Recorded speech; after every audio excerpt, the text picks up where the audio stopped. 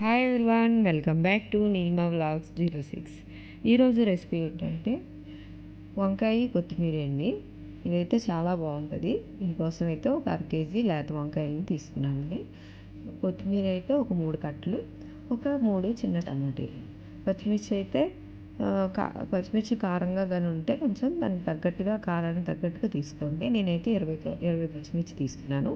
ఒక 20 వెల్లుల్లిపాయ రెబ్బలు తీసుకున్నానండి.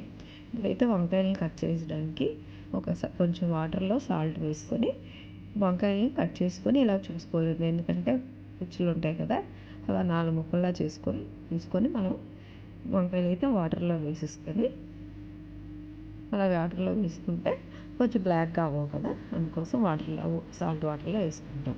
ఇప్పుడైతే స్టవ్ పైన కలర్ పెట్టుకొని దాంట్లో దీనికోసం అయితే కొంచెం ఆయిల్ ఎక్కువ పడుతుందండి.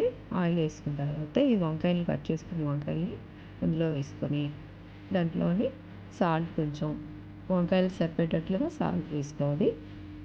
దాని తర్వాత కొంచెం వేసుకొని మూత పెట్టి మగ్గించుకోవాలండి. మూత పెట్టి మగ్గించుకున్న తర్వాత ఇప్పుడైతే చూడండి, ఇప్పుడు ఒక 4-5 ఇప్పుడు నేను పెద్ద వంకాయలు తీసుకున్నానండి, కానీ కొంచెం దానికన్నా చిన్న వంకాయలు అయితే చాలా బాగుంటాయి. ఇప్పుడైతే నేను కొత్తిమీరని చిన్న చివర్లు తీసేసి మిగతా కాళ్ళతో సహా కట్ చేసి క్లీన్ చేసుకొని మిక్సీలో వేసుకున్నానండి. దాంట్లో పచ్చిమిర్చి, వెల్లుల్లిపాయ రెక్కలు వేసుకొని సాల్ట్ కొంచెం వేసుకోవాలి. ఎందుకంటే సాల్ట్ వేసుకుంటే గ్రీన్ కలర్లోనే వస్తుందండి, కలర్ మారదు. ఇప్పుడైతే నేను ఒక 5-6 జీడిపప్పు అయితే వేసుకుంటున్నాను. ఎందుకంటే కొంచెం ఇంకా టేస్ట్ అయితే చాలా బాగుంటుంది. లేకపోయినా పర్వాలేదు, జీడిపప్పు వేసుకోకపోయినా టేస్ట్ అయితే సూపర్గా ఉంటుందండి. చూడండి గాయస్, నేనైతే కొత్త మిక్సీ తీసుకున్నాం, ప్రెస్టీజ్ కంపెనీ, చాలా బాగుందండి మిక్సీ అయితే. ఇదిగోండి, ఇప్పుడు ఆయిల్లోనే అది వంకాయని మగ్గాలండి. అలా ఆయిల్లోనే మనం మూత పెట్టుకుంటూ మగ్గించాలి.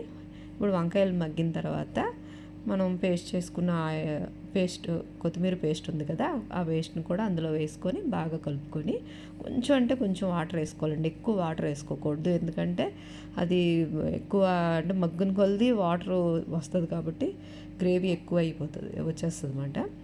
ఇప్పుడైతే ఆ టమాటీలను కూడాను కొంచెం పెద్ద ముక్కల్లాగే కట్ చేసేసుకోవాలి. ఎందుకంటే వాటితో పాటు అవి కూడా మగ్గి చాలా టేస్ట్గా ఉంటుందండి ఈ టమాటీలు వేయడం వల్ల. ఒక 2 వేసుకుంటే చాలు. నేనైతే నాకు కొంచెం ఇష్టం కాబట్టి ఒక 3 వేసాను. కానీ 1/2 కేజీ వంకాయలకి అయితే ఒక 2 టమాటీలు వేసుకొని అలా పెద్ద ముక్కలు కట్ చేసి వేసుకోవాలి. కుక్కర్ అయితే పెట్టవసరం లేదండి. నేను కొంచెం పెద్ద వంకాయలు తీసుకున్నానని చెప్పి నేనైతే కుక్కర్ పెట్టేశాను. కానీ ఒక చిన్న సైజు వంకాయలు కానీ గ్రీన్ కలర్ తీసుకుంటే కర్రీ కూడా గ్రీన్గా వస్తుంది. ఇప్పుడు ఎందుకంటే మనం కొత్తిమీర వంకాయ కర్రీ వండుతున్నాం కాబట్టి మనకు గ్రీన్ కలర్, లేదంటే మనం ఏ కలర్ అదే బ్లాక్ కలర్ వంకాయలతోనే వండుకోవచ్చు. కానీ మనకి ఆ గ్రీన్ కలరు కొంచెం కొత్తగా ఉంటుంది కదండి. ఇప్పుడు అంటే మనం వంకాయ కర్రీ అంటే ఇప్పుడు రెడ్గా ఇలాగా గుత్తి వంకాయ అయినా ఏదైనా రెడ్ కలర్లో ఉంటుంది, లేకపోతే ఫ్రై చేసుకున్న కలర్ అయితే మారిపోతుంది కదా. అదే గ్రీన్ కలర్ కొత్తిమీర కాబట్టి ఆ కర్రీ కూడా గ్రీన్గా వస్తుందండి. అందుకోసం టమాటీలు ఎక్కువ వేసుకోకూడదు.